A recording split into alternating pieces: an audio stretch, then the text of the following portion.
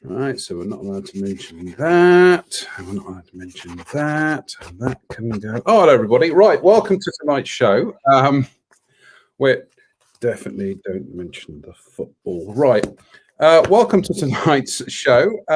We're back after a brief hiatus. How are you, Mr. P? I'm good. Yeah, I'm well. Sunday night. Technical hiccups tonight, but you know.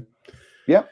So yes, I'm really hoping everything doesn't slow down like it did when I was trying to load this page, and it does seem to be slowing down. So if you can still hear me and see me, that's still okay. Yeah, good. We're fine. We're fine.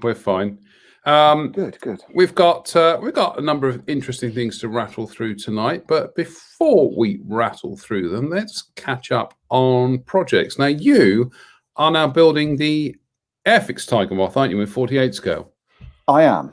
Yes, I am. Yeah, that's been my sort of focus of late. Yes, yeah, beautiful kit, I have to say, and in many ways better than ICM's.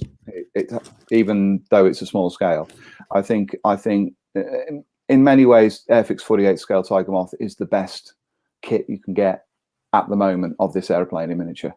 It really is quite something. So it's really nice to work on. It's thrown up some interesting headaches, I have to say.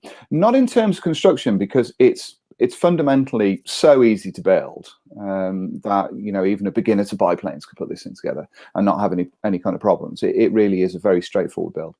And despite the fact that I've added Edward bits into this as well, it's my build has got a set of the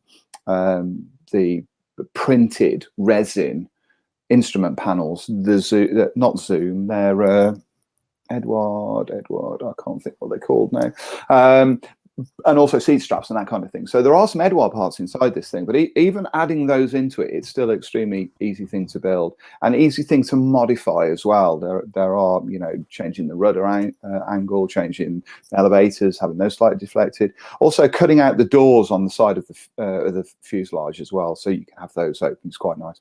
You can see in here I've added a load of detail to the engine bay of this thing where you can see it, and unlike my ICM kit where I only detailed one side of the model, I've actually detailed both sides of the engine on this.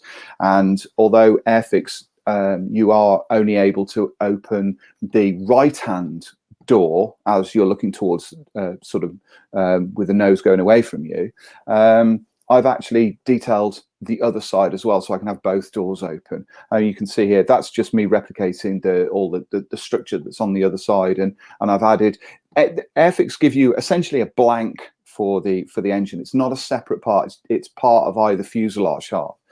So what I did was that I added detail to both of those halves, and then there's enough that when you're looking through the doors, you can kind of see that. And I went back, sort of, I stepped back in time and actually used stretch sprue on this, which I haven't used for a really long time. Careful now. I know, but I actually found it was extraordinarily straightforward to use. Although I also use lead wire in this model, and I certainly used, or rather lead-free wire, which I used in the other Tiger Moth. I couldn't get any that was thin enough to allow me to do what I want. That would hold its shape. So I went back to stretch sprue, and that's what you can see in here. A lot of the pipe work on there is exactly that. It's just stretch sprue that's creating those little details. So once it's inside its cowling, it should look pretty good, I think. The only slight difficulty that I've got is that the airframe is painted now, and now I've got to paint the engine bay, and the engine bay has got a green bulkhead with green engine bearers on it, and the engine's black. And there was only one way to build this model, and that was to do the whole thing in one go. So now what I've got is I've got a painted fuselage and not a painted engine. So I'm going to have to mask around all of the struts and everything at the front, and then airbrush the green on, and then hand paint the black of the engine, which is going to be a very interesting thing, especially as I rather like the idea of the engine being gloss black, which is what I can see in a lot of the photographs of this thing. So that's going to be kind of cool, I think. But hopefully once it's all in place, it'll look it'll look good. And also, if I use enamels, because I've used lacquers on the airframe, if I use enamels, which I will come to in a minute as to why that is a very good idea.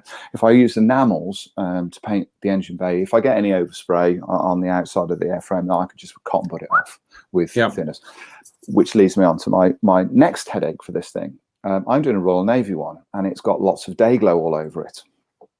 Day glow, as I found out this week, is the worst color in the world to paint.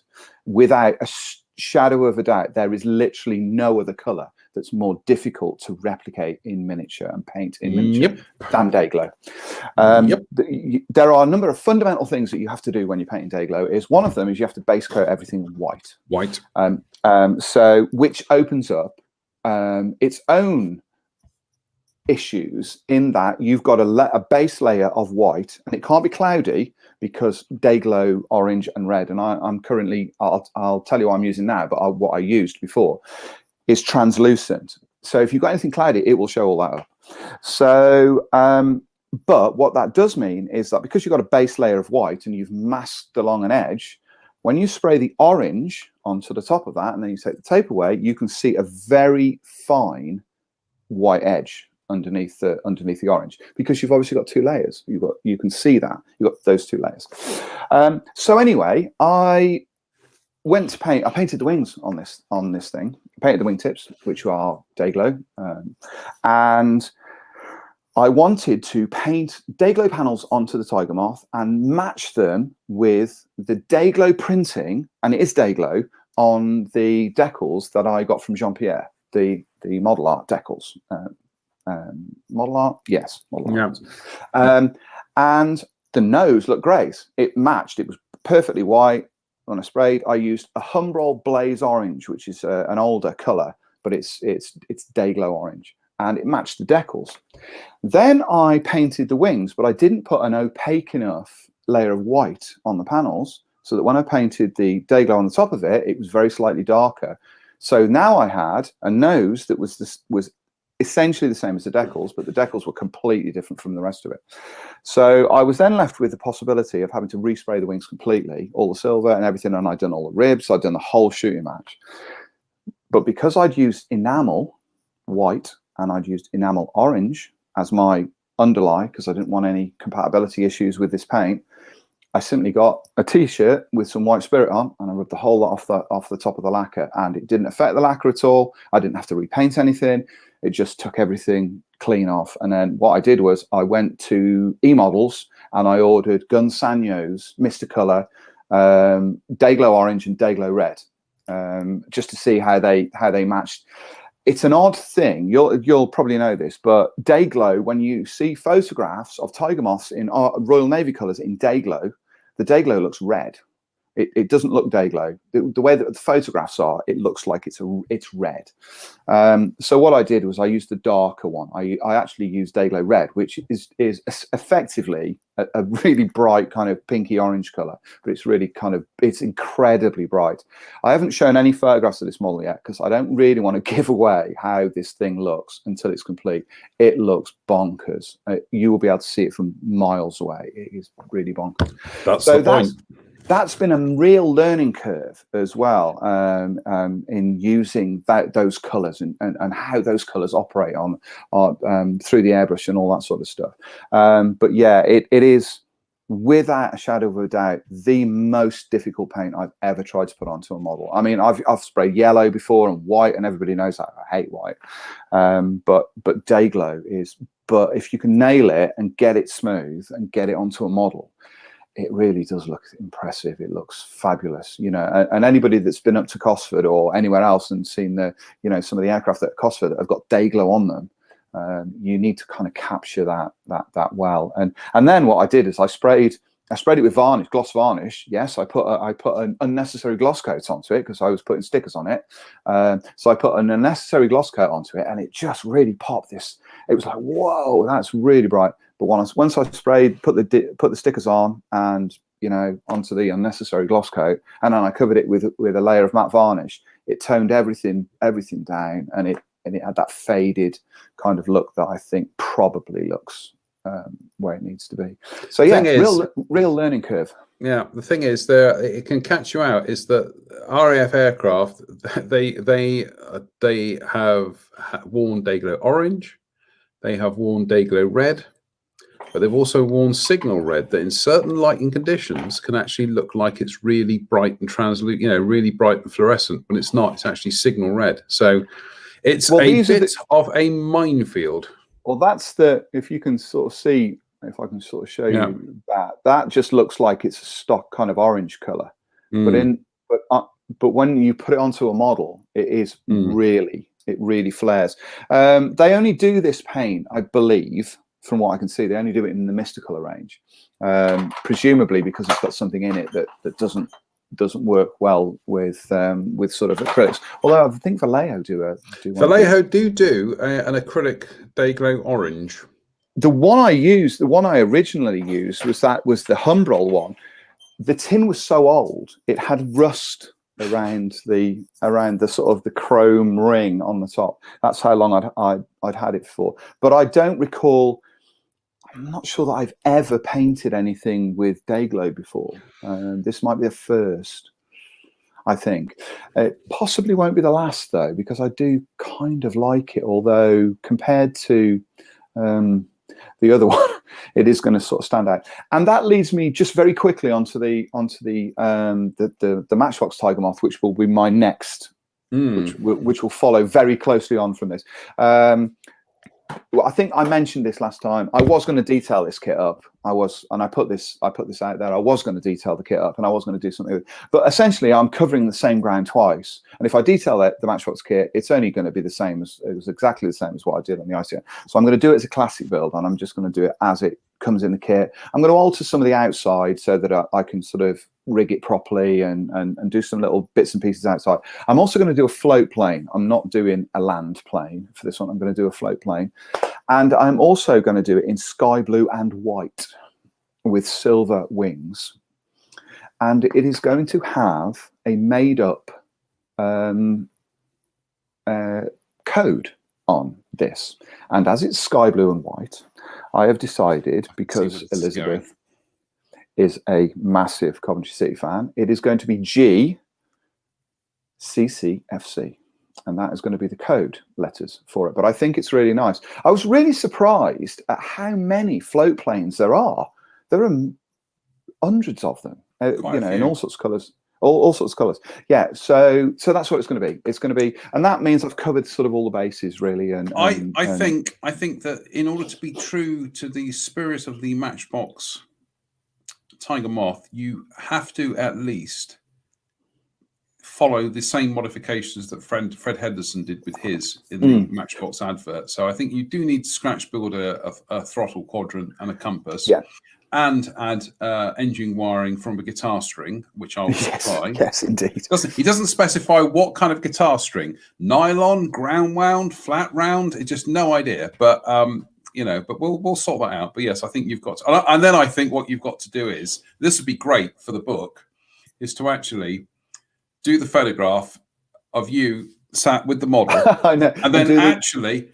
Yeah, do all the work around it. Do the work. Yeah, I think that would be fabulous. I mean, I can do that because I can source you all the fonts and everything. But I'm actually thinking the other thing I've sort of thought about this as well is about this book, because that's obviously what I'm sort of aiming this towards. Is I'm actually thinking, because the Tiger Moth has got very long wings and quite short fuselage, I'm actually thinking of doing this landscape rather than portrait. This book, and that way I don't have anything going across the valleys of the separation of the that works. That works. And then that way I could have an A4 reproduction of that advert, so that you can you do the prints that go with it. Yeah, that should be the print. The reproduction advert should be the print. I think it'd be cool. And they are. I had a very long conversation with Harris Ali about Tiger Moths a couple of days ago, and we were chin-wagging away, and they are addictive. Once you start on these things, they become addictive, because you start to see things on the model. You start to see, like, the cabling and I can't wait to start rigging this thing, to see whether or not I can get that delicacy that I got with the other one. Absolutely love it. And I would certainly build another Airfix Tiger Moth, definitely. And that is certainly something. And at some point, I really do need to do one in camouflage, don't I? Mm. Well, I'm hopefully for the book, I should be building the little tiny 72nd scale one. I need to get one one way or the other. But I'm looking forward to that. I'm also looking forward to trying out those scale modelers supply paints on it. Yes. I'm going to do an Australian one in foliage green and light blue grey. So, and I've got photographs of that aircraft, and it was reasonably muddy. So we can hide it with mud. No, we can. Indeed. We can. One of the colour schemes that I really liked, I half thought about doing the aluminium and yellow one that's in the kit, which is a modern aeroplane, isn't it? It's because of, it's a reproduction. But I found a beautiful one in Australia in that colour scheme that was painted exactly the same. So it was aluminium finish with the yellow stripes on it. And I think it had got Royal Australian sort of Air Force coding on it. So the A prefixed codes and that kind of thing. But the owner of the aircraft had changed it slightly so that all the cowling panels were highly polished aluminium. So they were almost chrome. And then all of the struts, the interplane struts, were polished wood, so you could see all the grain in them. The propeller was like the one I did on the other one, where it was polished wood with metal strips on it. It was absolutely beautiful, this airplane, and I thought, oh, I could do with doing that. But then I thought, if I'm going to do one, I should do an RAF one, really. So sorry, Brett, if he's watching this, I just couldn't bring myself to do an Australian one in those colours. If I was going to do an Australian one like you, I would do it in Australian colours. It didn't seem to work for me. So, well, the one that I really want to do my ICM kit in, as and when, and in fact we're going to do a bit of screen sharing here. Stand by. Is one of these American ones. Nice. Which is fairly straightforward. I mean, there's nothing spectacular about them, but in terms of just the look of a Tiger Moth in American markings, I think that's just kind of like really cool. It's just it's really unusual, and it's dead easy to do the markings for them. I can cut them on the silhouette, but there we go. A bit of live share, screen sharing there, people. Ooh. I mean, I'm used to building sort of heavy metal, tornadoes, Tomcats, all of those kind of things. So to be this enthusiastic about something that's delicate for a change, but there's so many possibilities for these aircraft. And if somebody had sort of said to me 6 months ago, oh, you'll spend a couple of months at the beginning of the year doing Tiger Moths, I'd have been like, really? Why would I do that? But I'm really enjoying it. I'm really, really loving it, and hopefully the results are starting to, bear fruit. And also the people, the response to the ICM build was really positive. People really liked it, So. Yeah, it's good because it's this thing that I always say to people is mix up your palette. If you're building one thing, then the next thing you build should be different in some way. Don't get into that rut of kind of like, well, I built this, and I'm going to build this, I'm going to build that. Even if you're building similar subjects, just finish them, or choose a finish that is completely different. Just keep everything fresh all the time. Well, I believe that having chatted to you in the week, I might be doing a twin-engine jet at some point. What was that? A twin-engined Phantom jet. Oh yes, hopefully yes. With a bit of luck, the Fine Molds kit should be arriving in the UK soon, and we're going to try and secure one. So yes, so I was thinking twin-engine jet. I was thinking Meteors and Canberras or something. I'm going to be doing. I'm going to be, and also I've still got this Tomcat, which I'm happily scribing away at. So that's going to be done. But yeah, it's nice. Nice change of pace. Although my change of pace is not going to last that much longer, because I'm about to do a Royal Navy Hurricane for Brett. Okay. That's that. We talked about it, didn't we? The armor kit. Yeah. Very nice. Very nice. Yes. I need to get one of those armor kits at some stage, as part of my what was the phrase Dave Fleming came up with? The bespoke. No, not bespoke. Oh, it's right on the tip of my tongue, and I've lost it. Anyway, every time I want to say it, and it disappears, and Dave will ping up in a minute. Excuse me. Anyway, Artisan, that was it. I built a tank. Let's move on. I have to say that I really like the way this looks. It looks great. Well, this has been a mental block in the workshop for the last couple of months because I started it, I built it and constructed it literally in the space of an hour. Excuse me, a quick sip of drink. That was it. And then it sat there in primer waiting to actually be properly painted. Excuse me, for the best part of 2 months, and it has just stopped me from really getting enthusiastic about other projects because I thought this is ridiculous. This is a quick build kit. Why has it not been built quickly, Mock, for God's sake? So I finally got around to putting some Tamiya LP55 on it. Then, as some of you may have seen live, I painted the camo with my Fengder FE80 airbrush, and at that stage, it probably looked like a bit of a disaster, and probably people were thinking, "What on earth are you doing, man? That's you've ruined it, Brian. You've ruined it." But then what I did was the thing that I think you have to do with German arm when it comes to camo is then knock back the colors with a filter of the base color, which then kind of fades everything back. Then it was just essentially just kind of like copying what Martin Kovac does, all his ideas, shamelessly ripping them off, and I just tried some ideas on this. One of the things I'm becoming more of a fan of now is actually not applying washes the traditional way, but it's actually brushing washes into recessed areas, then actually blending them in after they've kind of dried for about half an hour, then blending them in with a kind of moist, brush with enamel thinner. Other than that, it was just, speckling and washes. And on the tracks, I wanted to have a bit of a contrast with the outer, everything on the outer edges being kind of dried, but the center of the track, center of the wheel hubs still having kind of slightly wet mud on them. So eventually we got this little tank finished, and it's all done now. And that then meant I could crack on with my Tamiya, the new Panzer IV F rather, sorry. And then I can come back and actually polish off some of the other little Zvezda snap together kits. And this is a snap together kit. But it doesn't look like it. So anyway, that was it. I built a tank. The end.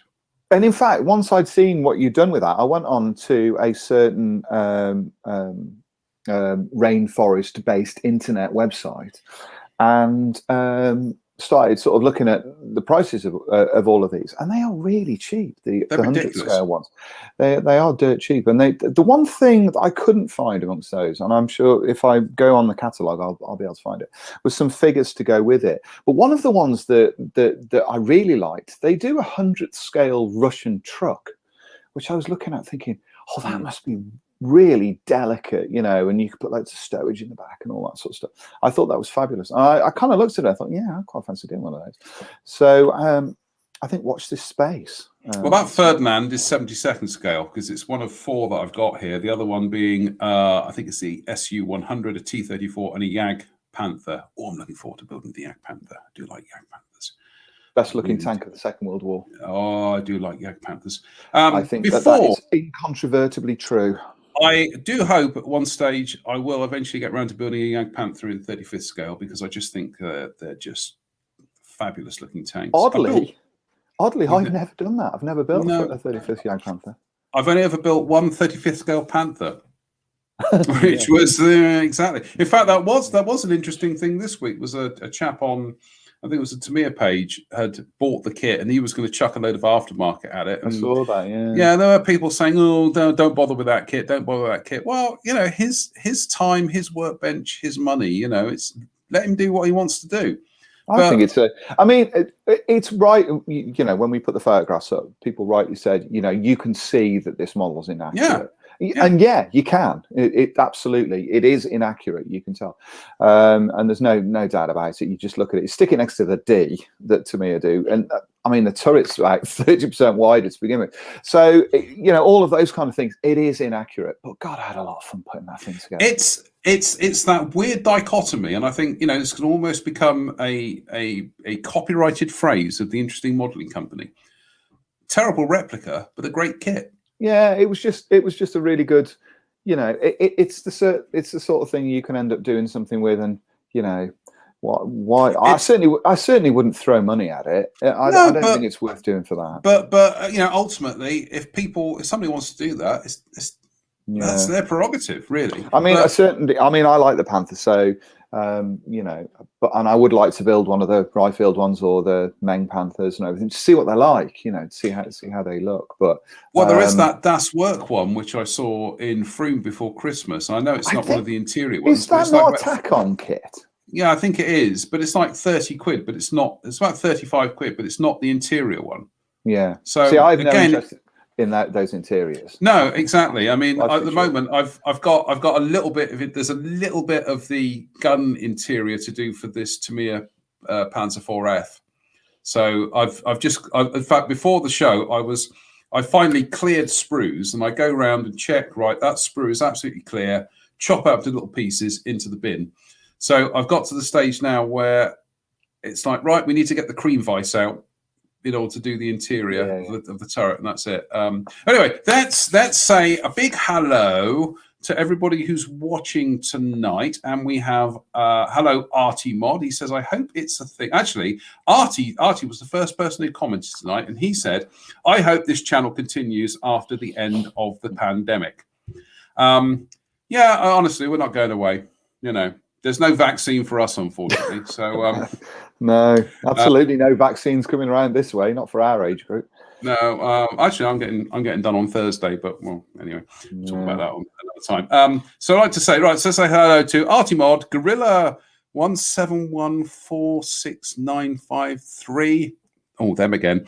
John Patrick Houston, Pavel Kripovich, Douglas Hunter, Andy, Brennan Rob, Herring, Paul Milligan, Dave Swindle, Stephen Pryor, Greg Woodbridge, Mark Ewing, M. Paul Lloyd, Mike Williams, Jim Castwell, Brian Wilton, Damian Mullen, Dave Fleming, David Murray, Ian Rusco, Ian Goldstraw, Michael Scott, Steve Moores, Dave Swindle, Dave Stuart Bremner, Colin Hans, Jim Tolt, Ian McGonigal, David Hanson, John Bullman, and let's just check. I think we've got some repeats coming up here. Colin Strachan, Darren McGuinness, Timothy Campbell, Jose Texido. Jose, how are you? Tim Maunder. Apologies if I'm losing your name. Ian Hartup. Hello, Ian. Mike Reeves, who filled in on Wednesday, and he was honestly. We get Mike back on. He's such a great bloke to talk to. And we were Tim Cavalier. We were talking about Aurora. Honestly, we'll start the show properly in a minute. But I've been going through that Aurora book that I bought. They were just an absolutely balmy company. My impression. I spoke to Mike about this on Wednesday. But my impression and reading of it, having gone through the book once and kind of gone back and reread certain sections, is they were always. For them, it was always volume of sales. Okay, they were always trying to they were always almost like chasing fads. So they do volume of sales based on things that were popular, comic book heroes, monsters, things like that. But they never settled on kind of a range, so to speak. Like aircraft, like tanks. And so when all the fads kind of evaporated. And they got into the 70s, and it was a case of, well, now, we actually need to kind of have a core product which is competing with Revell and Monogram, and other companies like that. All they had was the 48 scale biplanes, the 48 scale tanks, some of the car kits, and that was it. They because they'd always been kind of doing, let's do something weird and wacky, let's do monsters. I mean, honestly, some of the stuff they did. You look at it and you think, why would anybody want to build a model of that? And in many instances, that's exactly what happened, is that they did these things and they just went, that was it. They sunk without a trace. They were certainly a unique company. Let's just say I always describe Hella as mercurial, but they make Hella look like a solid business proposition. They've just absolutely barking mad company, but you've got to admire how they would just do things and they would be complete and utter disasters. Well, unlike other companies who would do one-offs like that, Monogram, for instance, who doing the Flapjack or the Clear Mustang and all of those kind of things, they would be like one-off things within a solid range. Aurora just went off and did those. I mean, almost trippy ranges. It doesn't, from any point of view, it doesn't make any sense to see those kind of things. And you can understand why the company tanked the way they did.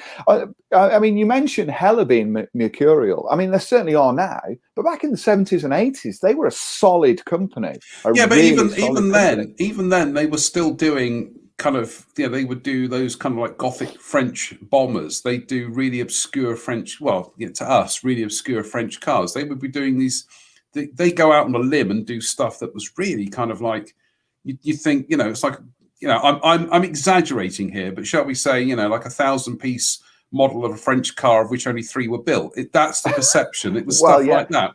Oddly, though, we all wanted to build those, didn't we? I mean, I still look at that massive sailing ship the Soleil Royale. Oh, the Soleil Royale, which is like 2,500 pieces, and even back in the sort of 70s, that thing was mega bucks. I look at it and think, oh, that would be really good. And I remember reading reviews on it and the guy saying this is probably the greatest sailing ship kit ever made, and it's a plastic kit that basically stacks up against wooden sailing ships. And then they released a similar, I think, a 96th scale HMS Victory, which was equally well received. So although they did these odd things, these odd French bombers that are, hideously ugly to look at, but interesting in the same. Alongside those, they showed that they were amongst the most progressive and able plastic modeling companies the world's ever seen. I mean, at times when parts were being handmade and pantographed, they were creating those parts for huge sailing ships. I mean, extraordinary amounts of work, just brilliant. But they've sort of fallen by the wayside now, and which is a shame. I would say the difference is, as much as we might look at Heller and think sometimes, you look at them, you look at some of the things they've done in the past and think, really? Really? Heller are still with us. They're still pumping out new kits. Aurora are not. And I mean, and the funny thing is, I mean, going through the section, the infamous monster scenes thing, I can't remember what the timeline is here. I think monster scenes came after they'd already tried doing a Madame Tussauds Chamber of Horrors range of kits. Yeah, exactly. And it's like, you've already kind of put your foot in the trap once. So why have you kind of gone straight back there to do it again? And by the time all this stuff had run out of steam, they were trying to kind of play catch up with the armor and the aircraft range, of which they had really nothing to back that up with. And there are a variety of reasons why Aurora failed. A lot of it was parent companies, and it was just a perception that they just want to get out of the plastic kit range, and so they just got rid, dumped it and everything. But they honestly, they are just absolutely. Can you bonkers. imagine them today, 2021 Aurora, as they were back then, taking those kind of risks, doing the Saw trilogy range of exactly. Of that's what they've been doing. Or Hostel. The Hostel Hotel where all the horrors take place, and doing it. Just think, oh, come on, really? Is this what you want to produce? We don't want to dwell on it because we try and keep this channel kind of like PG-12, but I don't think a scale model kit of an electric chair is something that. No, exactly. It makes when people go, oh, not another 109. At least it's something you'd show to somebody is like, yes, I built this model of a Messerschmitt 109. Anyway, I mean, the electric chair does open up some sort of comic possibilities, complete with working features and free figure. honestly, the funny thing was, I was chatting to the comic actor. It's a name dropping time now. I was chatting to the comic actor Paul Putner, and I said, "Do you know this?" Because he's like a big Aurora fan, and I said, "Did you know this book? The book was out there," and he was like, "No way!" And that was it. I think he's ordered one. So, Excuse me, I've got a very itchy back, which I think I might have fleas. So excuse me for doing that. Yeah, okay. Should we actually try and get on with the script now? Like, you got a script late, not that you ever read it really. I do. Yeah, normally I normally read it and I annotate it and go through everything. But as we mentioned earlier, with sort of technical issues, I got this at 29 minutes past 7. So I've sort of gone through it very quickly. We're almost 3/4 of an hour into the show now. We haven't even got onto the news stuff. So let's go on to the big one this week, and we mean the big one in every sense of the phrase big. I have to say that I did chuckle slightly at your notes that you sent over to me, because it says here appears to be based on their 1/32 scale kit, and that made me chuckle slightly, because when I took a detailed look at their 1/32 scale kit, I made the comment that the kit appeared to be a 1/48 scale kit that had been scaled up. And I stand by that conclusion, to be honest, because although Hong Kong Model's 1/32 scale Lancaster is very impressive in terms of its size and very impressive in terms of what it offers, in terms of its fine detail, it's anything but, and it certainly isn't a 32nd scale kit in terms of what it offers in that sense. So the idea that they've scaled this aircraft down to 48 scale and included similar levels of detail, I think it will now work better as a model, in all honesty. So when this kit was announced this week, and we started seeing the first sort of screen grabs, CAD drawings, and the box art and everything, I started to think, yeah, that's a kit I could buy into. That's something that I feel that would be interesting to build. I've got one of the B-17s that Hong Kong Models made, the 48 scale ones, and that's a really nice kit. I really like it. I haven't got around to doing it yet, but it is really nice. But certainly seeing the renders that we're looking at now, this kit does look like it's got a level of detail above and beyond, insanely above and beyond what was included in the 32nd scale kit, and that will certainly please a lot of fans of this aircraft. I really like the Lancaster, and I've said this on this channel before. I've never built a Lancaster model in any scale, so this certainly interests me. I've got an Airfix Mark, the B2 to do with the radial engines, and I'm looking forward to building that. But I think this model is something that I may invest in when it arrives, which I'm assuming will be later this year. So, and also depending on cost as well, because given the issues with things coming into the UK at the moment, it's impossible to say how much this is going to be. I know the B-17 was about 120 quid. This could be well above that in terms of cost, but it looks great, doesn't it? It certainly looks. It certainly looks the business. It looks super. Yeah, and surface detail. It looks like they've sort of gone down that sort of complex route. And obviously as well, it has only the competition of the Tamiya kit, which is now 40 years old, 40 plus years old. You know what's going to happen this year, don't you? You know what's going to happen this year is we're going to get a request. Could you build a Tamiya Lancaster for me, please? Yes, indeed. I can guarantee. In fact, I'm almost expecting any minute now my phone to suddenly go ping, and it'll be Sunday night. Mr. Farmer called. He didn't offer me a job in the fire escape trade, but he did say, "Funny, you read my mind." I'm actually really cross with myself, because I was thinking about 48 scale Lancasters only a few weeks ago, and I had a Tamiya one until recently, and I gave it away. And I'm really don't understand. I think I gave it away for a raffle prize of all things to help the club out, and I have no idea why I did that. And because you're a kind altruist.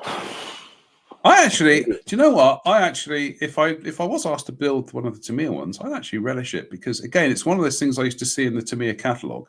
hideously out of my price range, you know. But I actually That's fancy having a interesting. crack at that. Ian Hartup has posted that MJR has said March, April for the Lancaster, and pre-orders $99.50, including P&P. You know, it's going to be, people are still going to say, well, that's fine. You know, people have been saying, oh, what you need to do is you need to do a 40 scale Lancaster. And it's like, well, you've done one. Yeah, but I'm not paying that much for it. Well, I think that's a good price. The Tamiya F4 is in that price bracket. So that gives you sort of an idea. But if it comes out at £99.50, I may well be saving up the pennies and getting in touch with MJR, because that seems like a really good price. If that's the case, that's cheaper than the B17. So yeah, we're looking forward to seeing this. It was an exciting announcement. I think this week it was one of those kits that kind of came out of the blue, wasn't it? Although do you know what, you say it came out of the blue. I think after Hong Kong did the B17, I think it was you could kind of like you probably, it's probably a better odds than Liverpool's back four letting a goal in. So yeah. You know, and also maybe now, if Hong Kong are listening, can we have a B24 as well while we're thinking about this. Actually, controversial question here. So let me just check the book of things we're not allowed to talk about. No, it's not in here. So, do you think we'll ever see that Wing Wings Lancaster? No. I wonder how far they actually got with it. I mean, they've clearly got as far as being able to produce an SLA from it. So I'm wondering. I'd be very surprised if that. I mean, I could be wrong, because the DR1 was the triplane was originally a Wing Wings kit that Meng issued.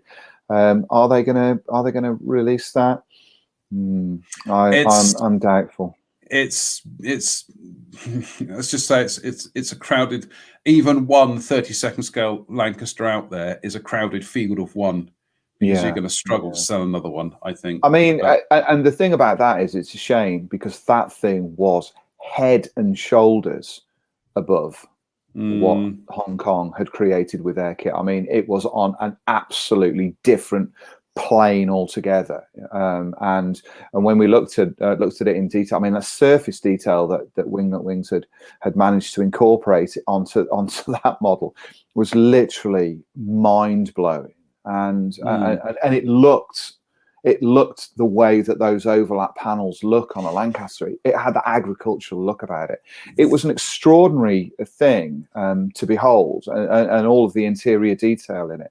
I just wonder whether or not it wasn't a step too far, really. And my impression was that it was something that had probably been designed years earlier to tie in with the Dam Busters remake, and obviously that got stuck in production hell, and the kit was a case of we've got to make some money back on this investment.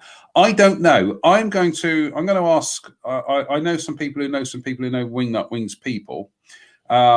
So I might put some feelers out to try and get the story behind that Lancaster at some stage. Have a word with Dave John. I might even try and get them on the show actually to talk about it. Give Dave give Richard a ring, a shout, or give Dave Johnson a shout. That they may well know more than I do at the moment. I think, and also, what sort of cost is that kit going to be? I mean, it's.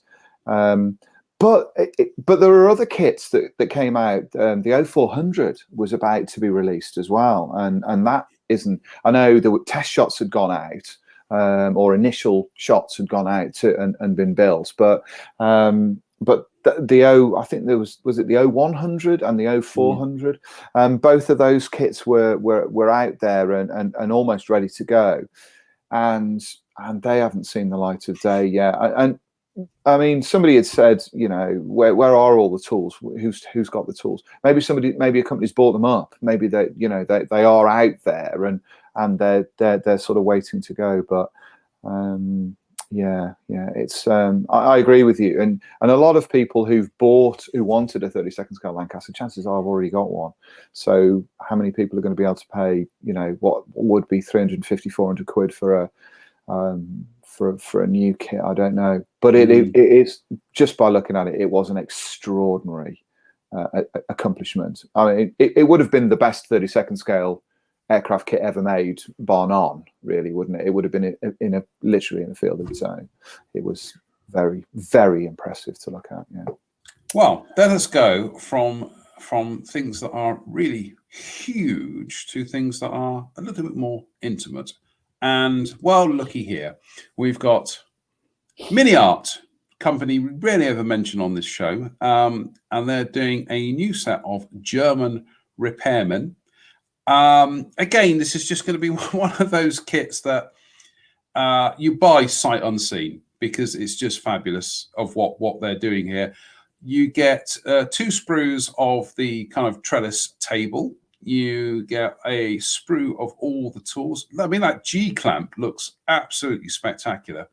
An anvil. Anvil is always a that's the kind of accessory that you can use, across any models going back 200-300 years, really.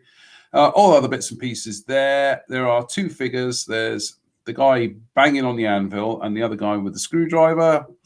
And they're kind of like multi-part, multi-pose figures. Be interesting to see how MiniArt do the seam lines on the heads. They appear to do them a bit like Tamiya, is mold the faces horizontally to the mold, so you're actually getting the seam line running down the side of the head and through the ears. But what a fabulous set, eh? I also think this set, looking at the figures, with a little bit of conversion, those figures could apply to other eras and other sort of civilian and military uses. Change the heads up a little bit, alter the uniforms just a touch, and you could alter the guy on the ground. You could alter his uniform to create overalls, and you've got a completely different kind of set of things. But yeah, wonderful, isn't it? Really, really nice little set of figures, and also goes with some of the other figures that have come out recently. They've done another German set with benches and that kind of thing. So yeah, all really nice. Their workshop set that they do perhaps we'll do a collation at some point to say, the story so far are just all the MiniArt workshop sets that they do. But I just think that's one of those things that I don't need to know anymore. Just take my money. So yeah. But yeah. Fabulous MiniArt. We might be mentioning more MiniArt tonight. There's a surprise. But next. Well, we move on to Furball Aero Design. Mentioned these a couple of weeks ago because Furball are working on F4B decal sheets, or a decal sheet, but it will no doubt be decal sheets, plural, for the forthcoming Tamiya kit. But they've released a bunch of stuff of late. They've AV8A/Cs, F18 cockpit details. They've also released patches for 48 scale flight crew, and they've also done scooters, A4Ms, OA4Ms, and F100Ds, which you can see here. Taking the 2 smaller sets, the first one is the squadron patches, which are US Navy fighter aircrew squadron patches.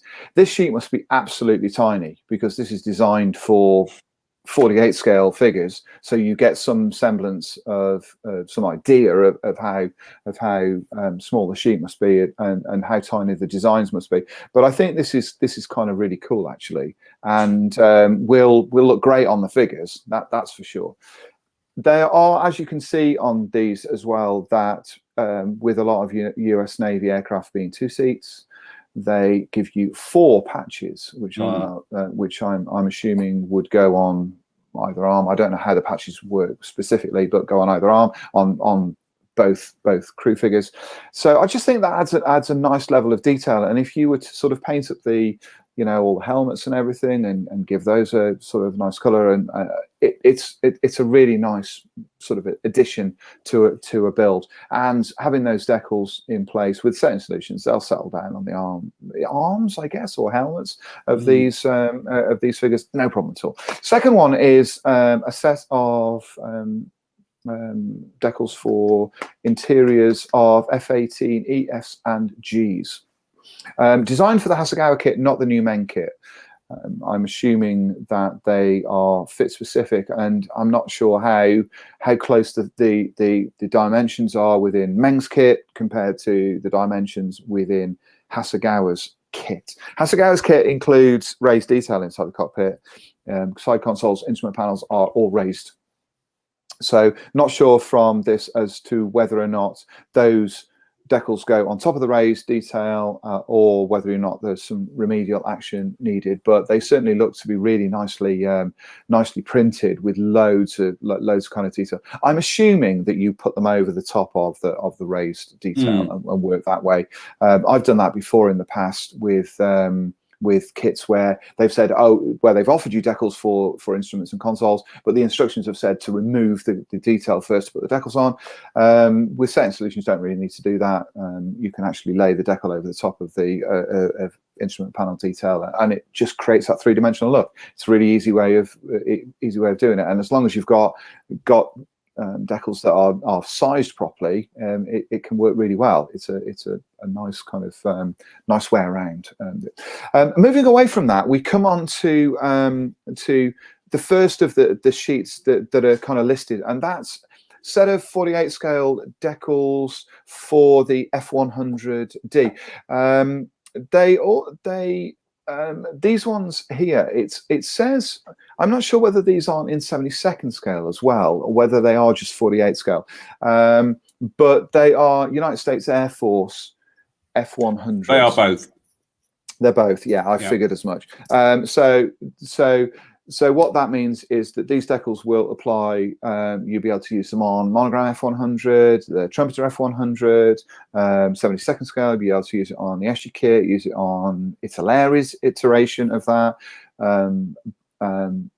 Now, one of the things about F100s are, unlike other aircraft from that period, they aren't the brightest of aircraft in terms of markings. They're especially the natural metal aircraft, and some of them were painted aluminium as well, so they weren't all natural metal. In fact, probably most of these would have been painted. But what Furball have done is they've certainly found enough variation across a cluster of aircraft, seemingly from what looks like 4 different squadrons, I think. Yes, 4 different squadrons. So you get an idea of how the F100 looked during that period.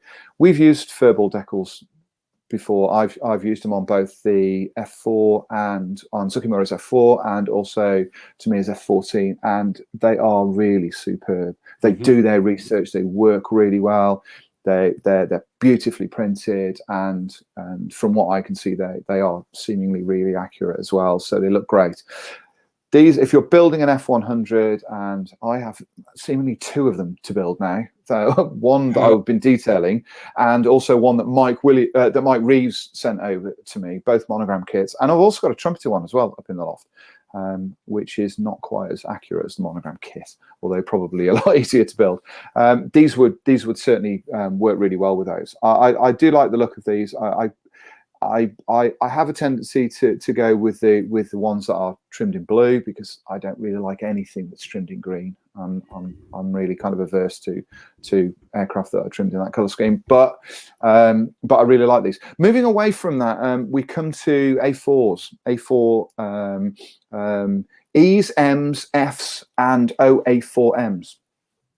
And these are in essentially later color schemes for these aircraft. So they're low vis jets in sort of multiple shades of grey, except for 2 of the OA4Ms, one of which is in camouflage, 2 shades of grey, I think that probably is. But the highlight for me is the early OA4M that's in the grey and green camouflage. A Harrier one. The Harrier scheme, yeah, that's the one. I really like that, and Mike Reeves had sent over, which I've got behind me in a pack, in a box. He has sent me a conversion kit for the OA4M to convert Hasegawa's TA4J into the later forward air control aircraft. So I'm going to give that a go, I think, because I've got a TA4J. I'm going to get hold of a set of these decals and do that as a conversion. Years ago, I actually converted the TA4J by cross-kitting it with an A4M, a Hasegawa A4M, to create an OA4. So I've already built one of these aircraft in 48 scale. I really like the low vis schemes on the scooter. I do think they do look nice. And I know everybody likes Skyhawks in brighter markings, but the A4M, the sort of the last of the line, do look really good in low vis, and they were really weathered as well, which is fantastic. They look great. But the highlight is that early OA4M scheme. It looks great. Would you want to do it in any other scheme but that? Not sure. But I have to say as well on this, it's an extraordinary list of options on this. There are 7, 8, 9, 10, 11, 12, 13, 14, 15, 16 different aircraft on this sheet. That's not only is that a brilliant choice, but that's really good value for money. I'm imagining that this sheet will be around about 20 quid. So I think that's really good value for money.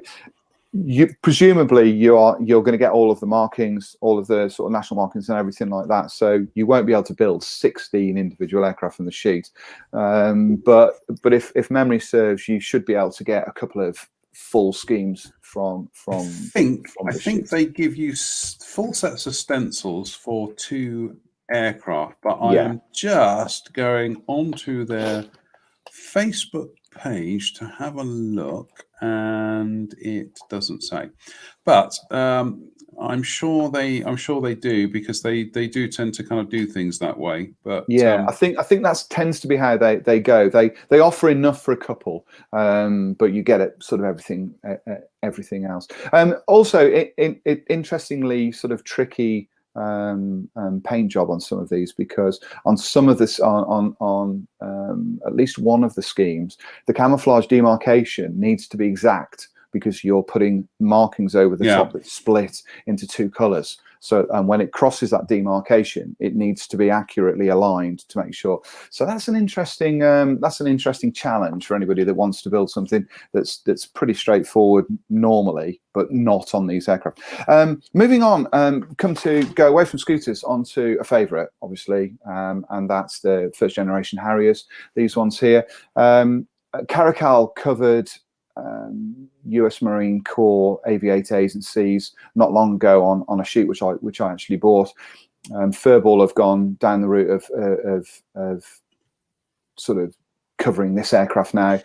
There is something about first generation Harrier GR1 Aviate-A C's in American markings. I think they look great in American markings, and they look great in sort of full color markings. And this sheet covers everything from initial grey green light grey colors, all the way through to the sort of with full color markings, all the way through to the later jets with toned down black markings. And they also include what looks like an Arctic sort of version with white over the green, and that's kind of a nice choice. Having spent some time at Pensacola looking at an actual Aviate-C, there is something about them, and you know we didn't sell very many Harriers to foreign operators.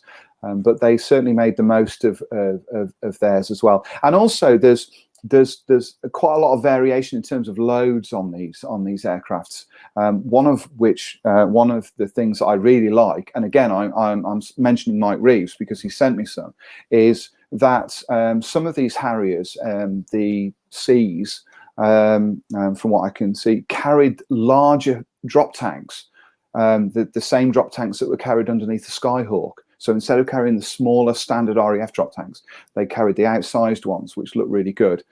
So you can also put all sorts of stores on the outer wing pylons as well. So that's kind of cool.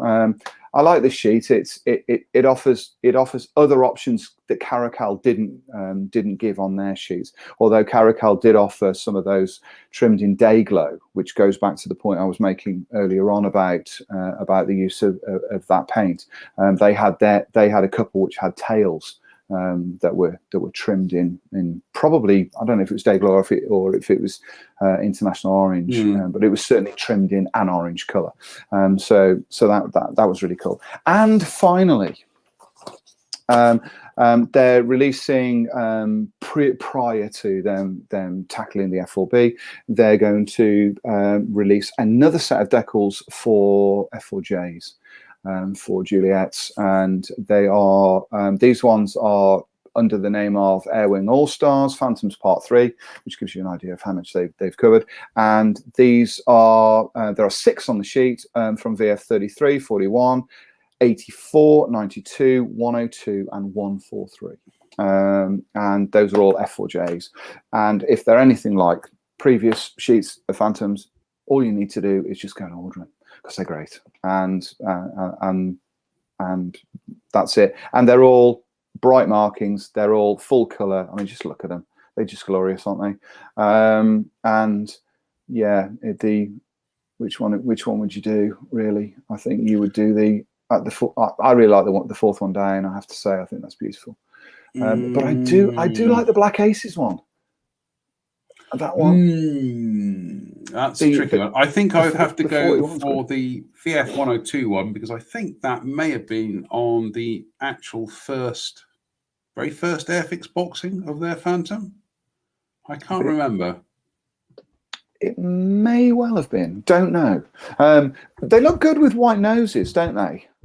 White nose cones. Yeah, it's a bit like Tornadoes without black radomes. They always look a bit weird. Yeah, I mean, my personal feeling is that Tomcats all should have black radomes because they just look fantastic. Yeah, yeah, Tomcats should. Yes, absolutely. They do. I always feel that it was deeply unfair that all Tomcats didn't have black radomes. But there we go. So that's it. Furball Aero, loads of them, loads of sheets that we've taken a look at this week. All of these, I think, are probably available now, and. If you, rather than sort of ordering them from abroad, I know that Hannon's deal with Furball, you can get them from there. So give them a check, but also check out their website and have a look at some of these schemes because they are really, really nice. Right, I think we're gonna overshoot tonight, but hey ho, that's just the way these things happen sometimes. So we'll just rattle on to the next item on the agenda. This isn't a new kit, but it's certainly a new take on a new kit, and it's MiniArt again. There's a surprise. And well, this is their German truck L1500S with cargo trailer. Now, MiniArt have done a dizzying number of these L1500 trucks. The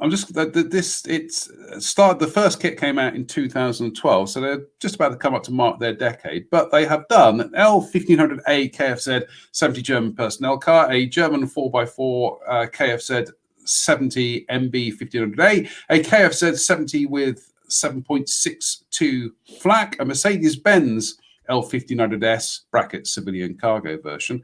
And they've done an MB 1500 4x4 truck. And more excitingly, to follow these releases, they are actually doing, and I haven't got the pictures up here, unfortunately, but they are going to be doing a couple of fire trucks as well. They are going to be releasing a German fire truck L1500S LF8, and they're doing a German fire truck LF8 with TSA, which is essentially like a little trailer. But so, you know, let's just say they're getting their money's worth out of the tooling. And you're talking about different variants, hard tops, soft tops. It's not just the same truck with a change of decals. You're talking about substantial tooling changes. But this one kind of goes back to the core of the first kit. And this is just kind of like a civilian version. But look at that. Look at that color scheme. Isn't that just absolutely gorgeous? They give you decals for essentially 2 beer trucks and quite a substantial photo etch sheet. And you have that one. Look at that. Also, very good advert there to go out and buy the MiniArt beer barrel set as well, because I don't think you get that in the kit. Or you might. I'm not entirely sure. No, I think you do, actually, because they do give you decals for it. So perhaps I'm wrong on that part. And that one. Still nice. Perhaps a little bit less colourful. I do like that mix of the red and the blue, though. It's eye-popping. But that looks to be a beautiful kit, really, doesn't it? Look at that. The other thing about that is as well, I can imagine standing in that square with that truck in front of me. That's a diorama. Put a few figures around that, the driver, chatting to some locals, and there are plenty of civilian figures you can use. And you've got a diorama from that box art. It is lovely, isn't it? It really, really is lovely. There's got a massive amount of flexibility for with that trailer, and you could do all sorts of things with this vehicle. But yeah, I do like the color scheme. It's got a very quirky look, the 1500S. It's not as kind of pugnacious as the Opel Blitz. It's got a more sort of delicate, sort of smaller. It's like its little brother. It's got that kind of look about it. It's an Opel Blitz that's been on a diet. Yeah, it's good. And also what I like about this as well, and I think the box art shows this, is that there's possibilities as well for a hybrid finish on this, weathering around the wooden parts, the truck bed and the barrels and all of those kind of things, but and a flat finish or a satin finish, but around the rest of the truck, having it in gloss with maybe little subtle layers of dust and that kind of thing. I think that would work really well on this truck, you know. And I see a lot of potential for anybody that wants something different. There we go. It does say box contains models of cargo truck, trailer, wooden barrels. So it does include. And I'm assuming this isn't going to be a hugely expensive kit either. So that's pretty good value, isn't it? You've got the tractor, the trailer, or the truck, the trailer, and the barrel sets. That's great. And like I say, you know, a diorama of those barrels being unloaded would be great. Yeah. No, I just think that looks fabulous. And goodness me, we've got more MiniArt. Next is. Yes, it's something I sort of caught up with this, but only sort of recently. So sort of forgive too much of my ignorance.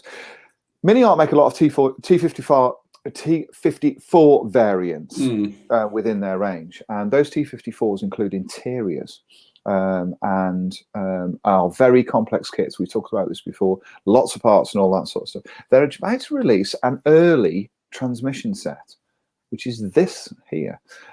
Which looks to be extraordinarily well detailed, which offers sort of further detail and variation within the T54 kit.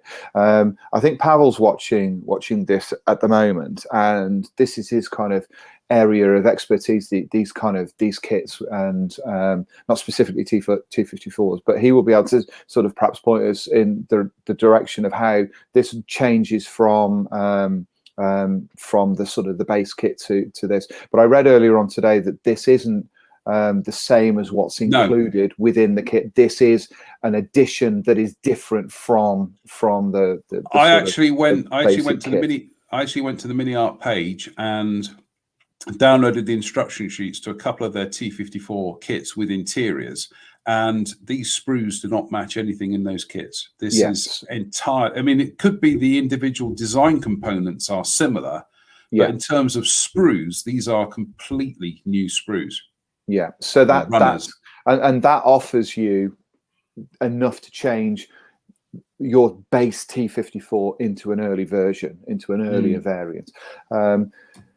Given that this is only a kit of the transmission, it gives you an indication of how complex those T54 kits are and how much work is involved in putting them together. When you look at the box art as well, it's not like you can put these things together in just one piece and paint them. There's loads of different colors on each one. So there's a lot of sort of changes and work that's needed to get the best from these. I've seen plenty of photographs of these T54 kits being built up, and they look spectacular. But you've got to really want to build one to put the sort of time and effort into getting the most from them, and also being prepared to kind of open things up and show off the detail. As an engineering study, I think they're pretty much pretty much peerless, these kits. So this is a really sort of a very useful kit for fans of these. I was about to say of these Russian vehicles, but T-54s have been used everywhere. So there's a lot of possibility there, and also not just for if you were to be, but this new kit is a necessity to have a complete T-54 interior. So I'm assuming that the transmission isn't in the kit. So from that, this completes the package and completes the look of the rest of the kit. So yeah, thanks, Pavel. That's very T-54 interior kits didn't include transmission at all. Ah, there we go. Interesting. So that is interesting. Yeah, didn't know that. So that's I knew he'd know. He always knows. We should get him on the show. Yeah, he's very knowledgeable about stuff like this, and that's why we keep him around. Well done, Pavel. You just volunteered yourself to be on the show. Nice, yes, splendid. I'll tell you what, that kit. I tell you what, that kit would look good, and that would it would look good in the back of one of those new Sylvester Russian trucks that are coming out. Yeah, I mean the way these things become useful is, I'm sort of thinking dioramas. A lot of modelers who have got a lot of sort of ability will create sort of destroyed and blown up vehicles, with all of the interior on show. And if that's a big chunk of the interior, and if that now completes everything. But yeah, that's I think with something like that, to get the most from that, you're looking at months to try and sort of build a model like that, and you really do want to have to, you do want that in your collection. But if you stick it out and work on one of those kits and get the most from it, you're going to end up with a masterpiece. They are fabulous, absolutely fabulous. Finally, last one tonight is certainly this is all exterior, no interior. Lo and behold, yes, we're still on MiniArt, but they've been releasing a lot of interesting stuff in the last couple of weeks. And the final one, which is going to be really, really useful, is a set of traffic signs for Kuwait 1990. Now, you really can't go wrong with a set of these if you're an armor modeler or a diorama builder. This is just something you want to have in your pocket to pull out and use as and when. Quite a variety of signs there, which are which could probably go across quite a few kind of continents and countries as well. But essentially, for doing stuff in the Middle East, you get all the road signs are actually injection molded in plastic. Then you get decals for some of the signage, which is like so, and then some of the other ones are paper printed, but you just cut them out and glue them on. Just an incredibly useful set, and I don't think there is anything else out there that actually competes with this, from a mainstream kit company. So we talked about Aurora being kind of a slightly kind of balmy company, but I think you can look at MiniArt and think they do a lot of really unusual stuff. But they do a lot of really unusual stuff that actually has a core of consistency through it. That everything links together. They might do wacky industrial German tractors from the 1930s, but it fits in with the range. They are adventurous within what they're doing here. I think this is fabulous. It's one of those things that you think, well, it's just traffic signs, but you'd notice them if they weren't out there because they're But the other thing about them is they're accurate. To the period and to the location. So for modelers who want to build dioramas and have some sort of level of accuracy in terms of the location, these are perfect for that. And they have produced some other modern things like dumpsters and all of those kind of things, which can also be used as part and parcel of this. I've got some ideas for some Desert Storm, that kind of era dioramas based around the M1s that Andy Farmer sent me last year. So I'm going to be doing some of those kind of things. These may well come in very useful for that kind of thing. Moving on slightly, can we just before we go and you round up something else? Pavel's just mentioned, and he's put a link up on here as well. about Rodin's Greyhound bus. Yes, Rodin's Greyhound bus. Yes, Rodin's Greyhound bus. We do really need to mention what an extraordinary choice for a release. We will be covering that in next week's show. It's just as always, we try and keep it to 6 items during the week, and as you can see, we've massively overshot tonight. But yes, unfortunately, I cannot press the hyperlink on this, and I can't cut and paste it. But we will we will talk about it next week. It will be lead one next week, Pavel. Don't worry. It is fabulous. Yeah. Yes, we will definitely do it. Yeah. That's pretty much it. Like I say, these are our picks of the week. Probably won't do any MiniArt next week. Because it tends to be like we won't mention MiniArt for weeks, and then suddenly it's almost like it's welcome to the MiniArt show. Ping any other business? I don't think so. Do we have a discussion for Wednesday? As we mentioned them earlier, shall we have a talk about Hella? Yes. We were going to do that the other week, but yes, we were. Should we have a reminisce about Hella? Hella, yes. And our experiences of Hella kits and builds and all of those kind of things. I think we can also dig out photographs of some of our old Hella models. That would be fun. I do have a soft spot for Hella. I do have a soft spot for them. I think you might have read the op-ed that I wrote about them in MAI a couple of months ago, but we'll talk about them on Wednesday. We will, and I sort of I don't have any photographs of anything that I've built from a Hella box.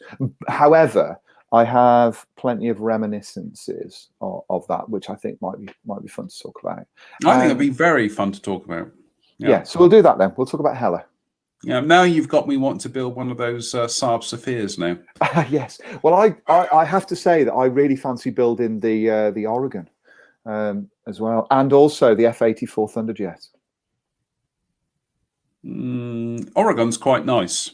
We'll talk about the Oregon because Dave Floney will be saying, "Have you built that Oregon yet that I found for you?" No, I haven't, Dave. Sorry. And also, I have a very large warning star in the loft. Well, Mike Reeves actually sent us a photograph this evening. He's got one of the Hella 35th scale Super Phrelons. Oh, that's a cracker. So, in fact, before we go, I'm actually going to get the picture. Bear with us a second, because you're talking about the surface detail on that Lancaster, and it's one of the things that, ironically, I still think the 1980 Airfix Lancaster still has the edge, because even though all the surface detail on that is all raised, it's all raised and whatnot, I still think it captures that rivety kind of look of the Lancaster that engraved panel lines just do not capture. But yes, Mike sent us a picture. I think he's taunting us tonight, but he sent us a picture. But that surface detail on that, on that kit in 35th scale, that is spot on, because that I've stood next to Super Phrelon. In fact, there is one at the Helicopter Museum in Western-super-Mare, and that's exactly what it's like. That's exactly what I like. And Chris Ellis said that sometimes our impressions of things don't necessarily scale down with the model. So if you're standing next to a Super Phrelon and you're thinking to yourself, goodness me, this thing is covered in rivets, and then you get a scale model and it doesn't have any rivets on it, you kind of think, well, it's not quite what I remember. Yeah. But I have to say that is, I've spoken to my friend Ian McGonigal about helicopter kits, and I think last summer might have chatted about the Hella Super Phrelon. It is one of those kits. It is a bucket list kit to build, because it is amongst Hella's kits. It is classic, isn't it? It is absolutely. It's just rather professionally. He just quickly goes on to Google and he's doing Hella Saab Sapphire. Who's got one for sale? Shopping. Let's have a look. Okay. Yeah. Okay. We can find one that's affordable. Okay. Well, what I'll do this evening is I'll do similar kind of thing, and I'll see if I can get a couple as well, and we can We can chinwag about. Oh those no, we're not going to have a Saab Safir off. No. I don't want the Sophia. No, others. AN other. Or several AN others. We'll see if I can come up with something. Jerry Doyle's mentioned the Javelin. I do have a T3 up in the loft. Now, I'm just trying to find Jerry's comment. Actually, I think it's not showing. He's put the only Javelin in 72nd. It isn't the only Javelin in 72nd because Frog made a Javelin in 72nd scale. No, they did the FAW9. They did, and Hella did the T3. And if you remember rightly, in scale aircraft modelling, many moons ago, there was conversion where another version was created by grafting the nose of the Hella kit onto the rear end of the Frog kit, or the other way around. It might have been the other way around, actually. Well, the thing is that you can no longer, the Hella T3 Javelin is actually now a collector's item for the simple reason that when Airfix in the early 90s, well, Hella modified the molds for Airfix to release it as a Javelin FAW9. Right. In doing so, that was the end of the T3 mold. Oh, wow. So that T3 must be worth lots of. But you see again, Hella, they decided to do a Javelin, and it's like, brilliant. What are you doing? We're doing the T3. Oh, right, okay. Why are you doing that version? Yeah, why are you doing that version? But we'll talk about Hella during the week. So, and yes, so everybody prepare. This is your homework for Wednesday. Is prepare for Hella on Wednesday and give us your Hella memories on Wednesday, or in fact, during the week. Send us your photographs of your Hella builds, and we'll include it. Like Vision On now, I feel like Pat Casel. We'll include them in the program. But unfortunately, we can't return your photographs. But there is a prize for everyone that's shown. There isn't a prize, honestly. On that note, I think that's it for tonight. I think we've had a 90-minute again tonight, but that's no bad thing. Indeed. Definitely no more business from you then. No, nothing at all. Nothing else to discuss. Right, I'm going to go get my supper on. On that note, just to say thank you to everybody who's tuned in tonight. We appreciate your patience, your custom, and your good humour in watching two middle-aged men witter on for 90 minutes. We will be back on Wednesday with our Hella special. So it just remains from me and Mr. Pollard to say stay safe, stay out of trouble, and we will see you on Wednesday. So it's good night from me. And it's good night from him. Good night.